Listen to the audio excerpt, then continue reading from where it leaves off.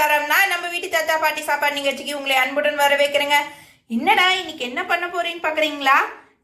ஆஹா, செம்மையா இருக்கும் பாரு ஒரு டிஷ்ஷு தான். ஆமாங்க, செம்ம யம்மியான ஒரு டிஷ்ஷு. நம்மளுக்கு எல்லாமே பிடிச்சது ஜவ்வரிசி பாயசங்க. ஆமா, ஜவ்வரிசி பால் பாயசம் பார்க்கலாமா? வாங்க. இப்போ ஜவ்வரிசி பாயசம் செய்கிறது எப்படின்னு பார்க்க போகிறோம். ஒரு குழிக்கரண்டி ஜவ்வரிசி எடுத்திருக்கேன். அதுவே 2-3 பேர் சாப்பிட்றதுக்கு போதுமானது. ஏன்னா வெந்தால் நிறைய வரும். இதை கொஞ்சம் வறுத்துக்கணும். வறுத்தா அது கொஞ்சம் சைஸ் பெருசாகும். கருகாமல் வறுக்கணும். முதல்ல பெருசாக வச்சு கொஞ்சம் பொரிய ஆரம்பிச்சோன்னு கொஞ்சம் சின்னதாக வச்சு, இப்போ பார்த்தா நல்லா தெரியும். முன்னாடி சைஸ் கொஞ்சம் சின்னதாக இருந்தது. அப்படியே கொஞ்சம் கொஞ்சமாக பெருசாகிட்டே வரும் சைஸு. கொஞ்சம் வறுபட்டு வந்தோடனே அடுப்பை ஆஃப் பண்ணிவிட்டு இதை அலம்பி தண்ணியை ஊற்றி வேக வைக்கணும். இப்போ தான் வறுபட்டுட்டு வருது பாருங்கள். நல்ல புரிகிற சத்தம் கேட்குறீங்களா?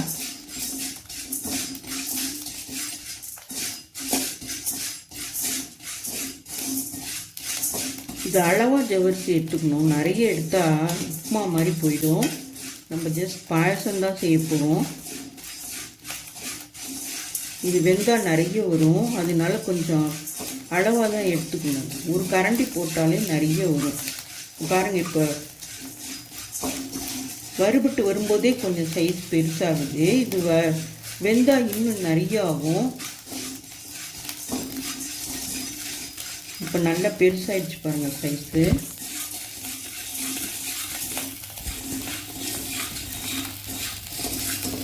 தீயாமல் ஆஃப் பண்ணிடணும். தண்ணியை ஊற்றி வேக வைக்க போகிறோம். நல்லா வெந்து வரணும். பார்த்தாலே தெரியும், சாதாரணமாக இருக்குது. இப்போ நல்லா வெந்ததுன்னா சைஸ் பெருசாகிடும். நல்லா ஒரு மாதிரி பார்க்கவே பளபளன்னு கிளாஸ் மாதிரி இருக்கும். அதுதான் வெந்ததுன்றதுக்கு அர்த்தமே. இப்போ தான் நம்ம ஜவ்வரிசி வெந்துட்டு வருது. இதை அப்போ பாருங்கள், நம்ம போட்ட ஜவ்வரிசி இப்போ தான் வெந்துட்டு வருது. நல்லா கொதிச்சிட்டு நல்லா கரையிற மாதிரி நல்லா வேகணும். இல்லைன்னா நறுக்குன்னு இதுவாக இருக்கும். வேகலைன்னா நல்லா இருக்காது. இது வெந்தால் தான் அந்த வெள்ளத்தோடு நான் வெல்லம் போட்டு தான். இப்போ நம்ம ஜவ்வரிசி நல்லா வெந்துக்கிட்டு வருது. இது அப்பப்போ கிளறி கொடுத்து அடியில் ஈசாமல் பார்த்துக்கணும். நல்லா வெந்து வரணும். பாருங்கள், கிளாஸி அப்பியரன்ஸ் தெரியுதா? கண்ணாடி பதத்துக்கு வந்துடும். வெந்தால் கண்ணாடி பதத்துக்கு வரும். இப்போ அதில் ஒரே ஒரு அச்சு வெல்லம் எடுத்து நல்லா பொடி பண்ணி வச்சுருக்கேன். அதை நான் இப்போ போட போகிறேன்.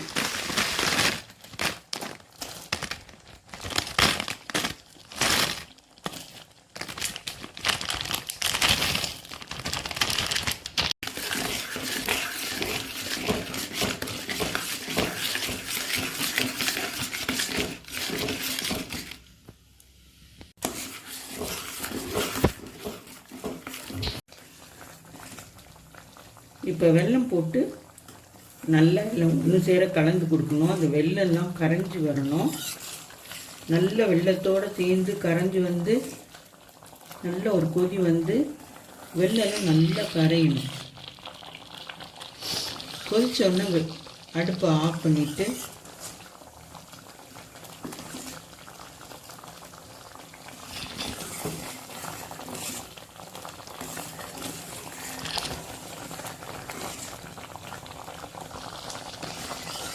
போட்ட வெள்ளெல்லாம் நல்லா கரைஞ்சி வந்துட்டு இந்த ஸ்டேஜில் நம்ம ஆஃப் பண்ணணும்.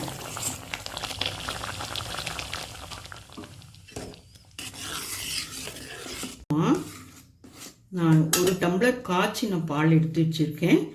அதை இதில் ஊற்றுறேன்.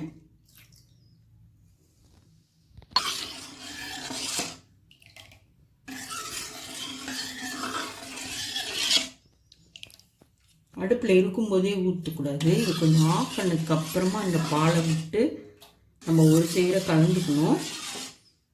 இப்போ பார்க்குற போது கொஞ்சம் ரொம்ப தண்ணியாக இருக்கிற மாதிரி இருக்கும். ஆனால் இது ஆறினா ரொம்ப கெட்டியாயிடும். இந்த ஸ்டேஜ் இருக்கும்போதே நம்ம இதை யூஸ் பண்ணிக்கலாம். இன்னும் கொஞ்ச நேரம் ஆனால் இது ரொம்ப கெட்டியாயிடும். இப்போ நம்ம இதுக்கு நெய்யில் என்னெல்லாம் தாளிச்சு கொட்ட போகிறோம்னு பார்க்கலாம். ஒரு தாளிக்கிற கரண்டியில் நெய்யை விட்டு நெய் கொஞ்சம் உருகினோடனே கொஞ்சம் முந்திரி பருப்பு போடணும்.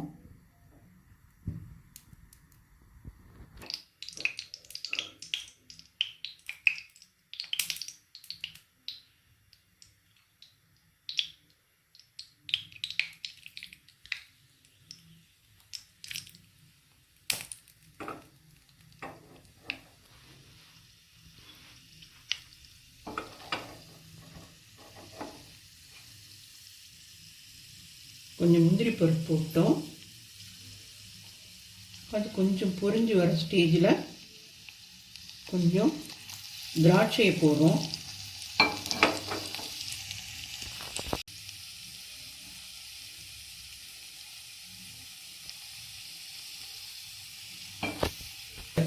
ஏலக்காயும் போட்டு தாளிச்சு கொட்டுறோம். அவ்வளோதான்.